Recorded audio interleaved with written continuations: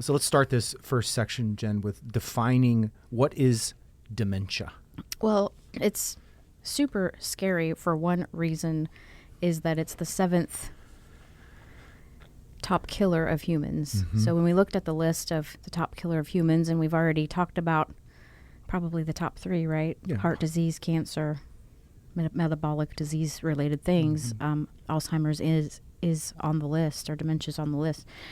And it's interesting because it's not really a specific disease, but a generalized term. And we kind of think about it as a disease.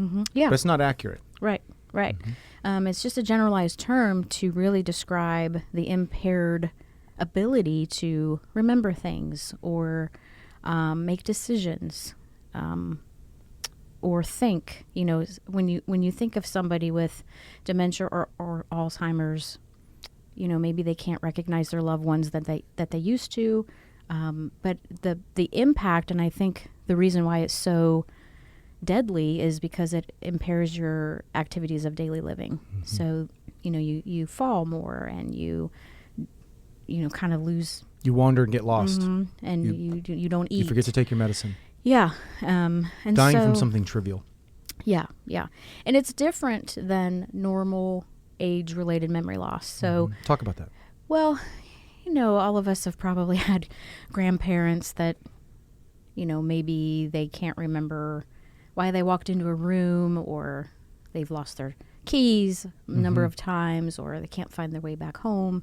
This is different. It's just, you know, you don't have the ability to retain new knowledge. And in age-related memory loss, it's kind of like your short-term memory is really affected, but your long-term memory is still there. So you can still look back and remember what happened about 20 to 30 years ago. You just can't remember maybe what happened yesterday. Right. I can tell you everything about when I was 16, but I have no idea what I ate for dinner last night. Yeah. That's normal age-related memory loss. And we see dementia in older patients, and so I think many people think about dementia as just a normal part of aging, and that is not correct. Right. Yeah, it's not normal, and it tends to, well, age is the greatest risk factor. Yes. So let's talk about risk factors. So age is not so obvious number one risk factor, actually. Right. We tend to think I did something wrong, or it's my family history. And while those are very, very significant, nothing outpaces age. Right. The longer you're on this planet, area under the curve, the greater your risk for every disease, actually. This one in particular tends to hit majority or 65 years of age and older. We do sometimes see it earlier, but these are scarier cases and more accelerated, and we usually end up with bad outcomes at early age and really stand out in our family histories, right? Yep. Yeah. Family history can be huge. We have a member right now that her mother is going through that, and I believe our member is in her early 50s, and she's just very, very concerned for her own brain health and her own cognition. Yes. And we'll talk a little bit more about what we've done for her and with her, but you know, family history is a big one if you're lucky to know it. Race can be a risk factor too. It's highest in African Americans, Hispanics. So you know, that's one non-modifiable risk factor that we have to consider, and it's also considered a metabolic disease now. You talked about the plaques and tangles before. We're kind of getting away from that. It's kind of old thinking, more into type 3 diabetes, where it's more metabolic based. Insulin resistance at the level of the brain. That this is more of a metabolic phenomena as opposed to some obscure plaque and tangle phenomena. I mean, we do see the plaque and tangle, but it's almost like the effect, not the cause. And the scariest thing is it's not reversible. Right. There is no cure. So we can only hope to detect it early and then, you know, pump the brakes. Right. Yeah. Right.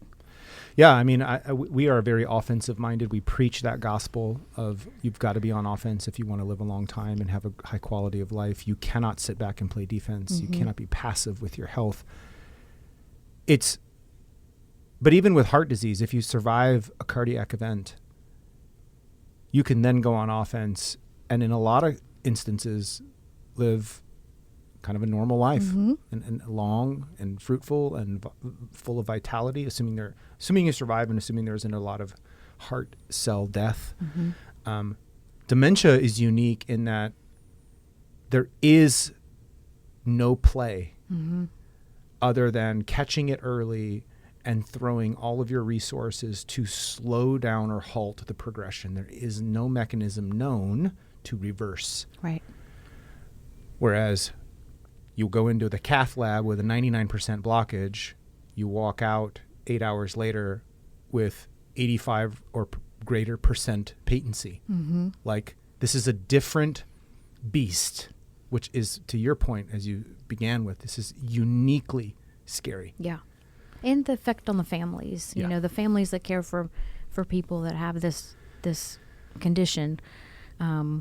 It's sad. It's sad to watch for them because their loved one is not the same. And it's just, you know, kind of depressing. But you've heard me say this a bunch, but it's worth repeating. It's my perspective. After 13 or so years in the ER, I've seen lots of death. I've seen lots of disease. I've seen lots of suffering.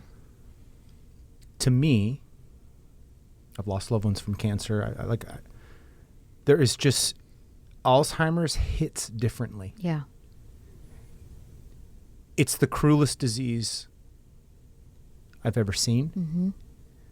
And not necessarily to the person suffering from it.